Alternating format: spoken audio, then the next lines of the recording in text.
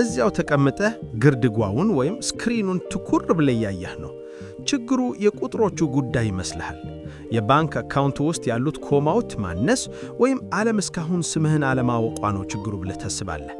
አሁን የምነግርህ ነገር ቢኖር ይሄ ለራሴ የነገርከው ትልቁ ውሸት ነው። ያንን ውሸት እኔ ራሴ ለዓመታት ኖሬበታለሁ። በዚያ ውሸት ውስጥ ተኝቻለሁ። በበላሁት እያንዳንዱ ርካሽ ምግብ ውስጥ ቀምሼዋለሁ። በየሌሊቱ በሚመጣብኝ ድንገተኛ ጭንቀት ውስጥም ተሰምቶኛል። ሀብት መጨረሻው ይመስልሃል? አይደለም። ሀብት ገና ያልሆንከው ሰው ውጤት ነው። ሌሊት 9 ሰዓት ሆኗል። በክፍሉ ውስጥ ያለው ጸጥታ ጆሮን እስኪበጥስ ድረስ ይጮኻል። ሁሉም ነገር የሚጀምረው እዚያ ነው። አሁን ያለህበት ማንነት፣ ያ የሚለማመጠው የሚያማርረው ዕድል የሚጠብቀው ሰው ሀብትን ከአንተ ያራቀ ያለ ዋናው አካል መሆኑን ስትረዳ ነው የሚጀምረው። አንዲት ሳንቲም በእጅ ላይ ከመውደቋ በፊት አእምሮ ድህነት ሊኖርበት የማይችልበት ቦታ መሆን አለበት። ልክ እንደ ባዮሎጂያዊ ተቃውሞ ማለት ነው። አሁን ያለህበት ሕይወት 3 ቁጥር ያነሰህ ልብስ እንደለበስክ ሆኖ እስኪሰማህ ድረስ መድረስ አለብህ። ይጠባል፣ ያንቆሃል። እናም ለመተንፈስ ብቻ ሰፌቱን ቀድደህ መጣል እንዳለብህ ትረዳለህ። መልኬን በመስተዋት አይቼ የጥላቻ ስሜት የተሰማኝ ቀን ትዝ ይለኛል። መልኬ ስላል ቆንጆ አይደለም፣ ነገር ግን በዓይኖቼ ውስጥ የታየኝን ድክመት በመጥላቴ ነው። ፍቃድ የሚጠብቅ ሰው አየሁ። ሀብት ልክ እንደ መብረቅ ድንገት የሚከሰት ወይም እንደ ዕድል የሚመጣ ነገር አድርጎ የሚያስብ ሰው አየሁ። ምንኛ አሳዛኝ የኑሮ ዘይቤ ነው! መላው የወደፊት ሕይወትህ በዓለም ድንገተኛ ፍላጎት ላይ የተመሠረተ ነው ብሎ ማሰብ። ነገሩ እንደዛ አይደለም። ለውጡ የሚመጣው አንተ ራስህ ማዕበሉ መሆንህን ስትወስን ነው። ለራስህ መዋሸት ስታቆም የሚመጣ አንድ ልዩ አይነት ጫና አለ። ከባድ ነው። ሌላው ሰው ሁሉ እንደ ላባ ቀላል ሆኖ ሲዘዋወር፣ አንተ ተራራ ተሸክመህ የምትሄድ ያህል ይሰማሃል። ለምን እንዴት ትጨነቃለህ ይሉሃል። ለምን ዝም ብለህ አትዝናና ወይም ባለህ ነገር አትደሰትም ይሉሃል። ካለህ በላይ የመስራት አቅም እንዳለህ እያወክ ባለህ ነገር መርካት እርካታ ሳይሆን ቀስ በቀስ መሞት መሆኑን አይረዱም። መንፈሳዊ ራስን ማጥፋት ነው። የመጀመሪያው እርምጃ መገለል ነው። ጓደኞቻችሁን ታጣላችሁ። ክፉ ስለሆናችሁ ሳይሆን ካሁን በኋላ የምታወሩት ቋንቋ ስለማይገናኝ ነው።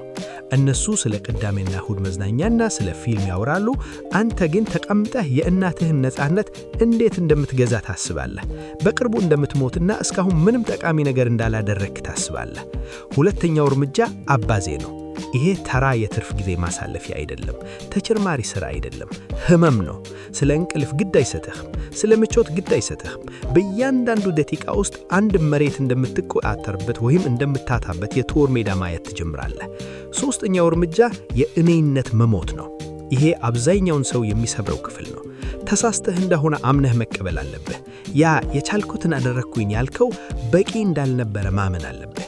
እዚያው ቆመህ ተሸንፈህ ለደህንነቴ ምክንያት እኔው ራሴ ነኝ ማየት አለብህ።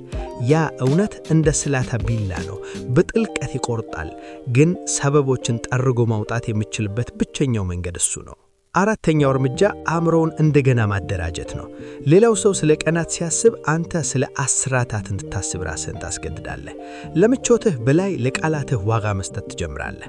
በ10 ሰዓት እነሳለሁ ብለህ ካልተነሳህ ስፖርት ብቻ አይደለም የቀረህ፣ ሊያድንህ የሚችለውን ብቸኛ ሰው ዋሽተሃል፣ ውሉን አፍረሰሃል። ያንን ውል ባፈርስክ ቁሊ ለአእምሮህ አንተ አጫራጭ ነሆንክ እየነገርከው ነው። መዋሽ የማይችል ሰው መሆን አለብህ። አምስተኛው እርምጃ የክፍተቱን ጊዜ መታገል ነው። ይሄ በጣም ከባዱ ክፍል ነው።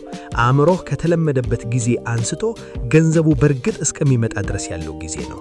በረሃ ነው። ስራውን እየሰራህ ነው። ሊማዶችህን ቀይረሃል። እንደ ንጉሥ እያሰብክ ነው። ግን አሁንም የምትበላው ርካሽ ምግብ ነው። አሁንም አሮጌ መኪና ነው የምታሽከረክረው። ዓለም አንተን አይታ የተሸነፈ ትቆጥረሃለች። አንተ ግን በመስተዋት አይታ ራስንን እንደ ግዙም ሰው ማየት አለብህ። እዚህ ጋር ከተሰበርክ አልቆሃል።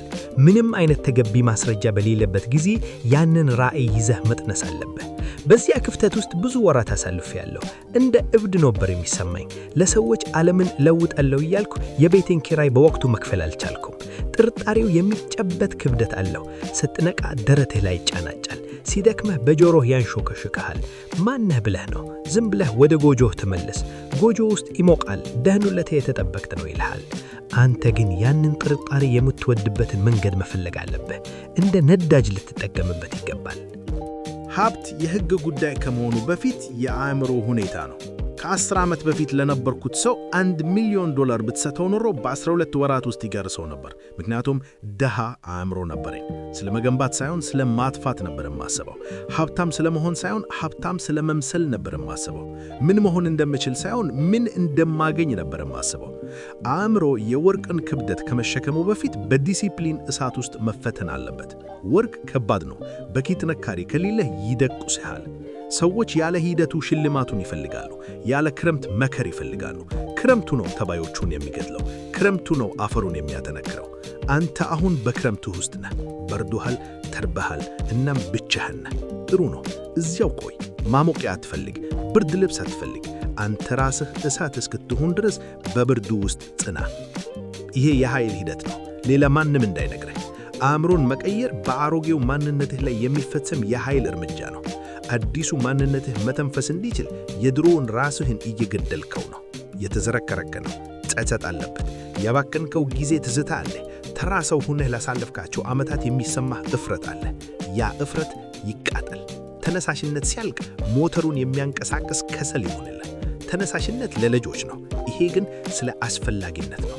ሌላ ተጨማሪ ዓመት የራስህ ጥላ ሆነህ መኖር እንደማትችል የምታረጋግጡበት ጉዳይ ነው።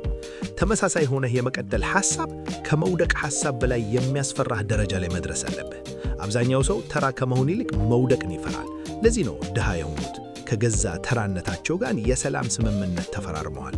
ቋሚ ደሞዝና ጸጥ ያለ ሕይወት ለነፍሳቸው ተመጣጣኝ ክፍያ ነው ብለው ወስነዋል። ነው እንዴ? በእርግጥ ተመጣጣኝ ነው? ምን ማድረግ እንደምትችል ሳታውቅ መሞት፣ ተስፋ ያልቆረጠውን ማንነትህን ሳታይ ከዚህ ዓለም መሄድ። የኔ ባልሆነ መኪና ውስጥ ተከምጬ ወደ ምጠላው ሥራ እየሄድኩ በዚያ ቀን ብሞት ማንም ግድ እንደማያለው የተረዳውበት ጊዜ ትዝ ይለኛል። ዓለም መዞሯን አታቆምም። ሥራዬ በአንድ ሳምንት ውስጥ በሌላ ሰው ቢተካኝ እኔም እረሳለሁ። ያ እውነት አላሳዘነኝም፣ ይልቁንም አደገኛ አደረገኝ። ምንም ግድ የማይሰጥ ከሆነ የማጣው ነገር የለኝም ማለት ነው። ምንም የማያጣው ነገር የሌለው እና አእምሮ በነፃነት ላይ ያተኮረ ሰው በዚህ ምድር ላይ በጣም አደገኛ ፍጡር ነው። ሀብቱ ይመጣል ወይም አይመጣም፣ ግን ነጥቡ እሱ አይደለም። ነጥቡ በመጨረሻ ሲመጣ አይለውጥህም። እሱን ስትጠብቅ ማን እንደሆንክ ይፋ ያደርገዋል ብቻ። በጨለማ ውስጥ ያገኘሃቸውን ጠባሳዎች ለዓለም ያሳይሃል። ማንም በማያየህ ጊዜ የገነባኸው ዲሲፕሊን ያሳይሃል። ሀብታም እንደሆንክ ለማሰብ ገንዘብ እስኪመጣ እስክትጠብቅ ከሆነ ቀድመህ ተሸንፈሃል። ዋንጫው ስፖርተኛውን የሚሰራው ይመስልሃል? አይደለም።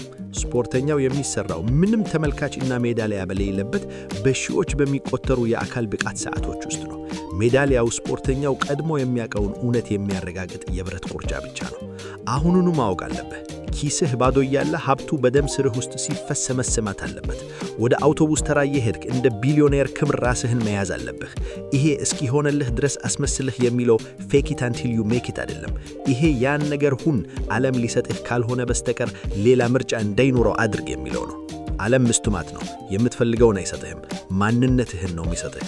ታዲያ አንተ ማን ነህ? ይህን አጥፍተህ ወደዛው አዙሪት የምትመልሰው ሰው ነህ? ወይንስ ለሌላ ጥቂት ከረው ዓመት ሰበብ የምትፈልገው ሰው ነህ? ወይንስ የውስጥ ግንባታህ የሚቀየርበት ቅጽመት ነው? ጫናው አይጠፋም፣ እየበለጠ ይሄዳል እንጂ። ጥርጣሬው አይጠፋም፣ አንተ ድምፅህን ከፍ ስታደርግ እሱ ዝም ሲል እንጂ። በነበርክበት ሰውና መሆን በምትችለው ሰው መካከል ጫፍ ላይ ቆመሃል። ረዥም ቁልቁላት ነው። የሚታድግህ ብቸኛ ነገር ደግሞ ወደ ኋላ ላለመመለስ ቀድመህ መደስመንህ ነው። መመለስ አትችልም። ያ ድልድል ፈርሷል። እኔ አቃጥየዋለሁ። አንተም ያንተን ልታቃጥለው ይገባል። ቀጥልና ሕይወትህን እይ። ያለህበትን ክፍሉ ውጥኖችን እይ። ጊዜህን የሚታሳልፍባቸውን ሰዎችን እይ። ያለህበት ይሄ ብቻ ቢሆን ይበቃሃል? ዛሬ ማታ ብትሞት በመስታወት ለሚያይህ ሰው ትረካለህ?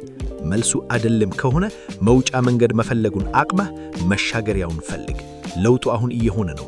በጭንቀቱ ውስጥ፣ በእደቱ ውስጥ እና ተራ ሰው ላለመሆን የወሰንከው ፍጹም እምቢተኝነት ውስጥ። ሀብቱ ይመጣል፣ ግን ሊሸከመው የሚችል ሰው ሆነህ ከተገኘህ ብቻ።